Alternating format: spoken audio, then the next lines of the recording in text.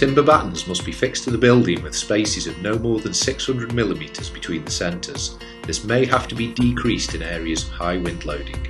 The battens used must be the correct size, and there must be a free airflow cavity of a minimum of 30mm at the rear of the planks. A minimum 10mm gap is required here, here and here. A minimum gap of 150mm is required from the ground level to the bottom of the battens. Fix a waterproof strip where vertical profiles are to be located to ensure the batten is protected from moisture. Fit perforated closures along the bottom of the battens, below windowsills, above window heads and along the soffit line. Position, level and screw the vertical profiles into place.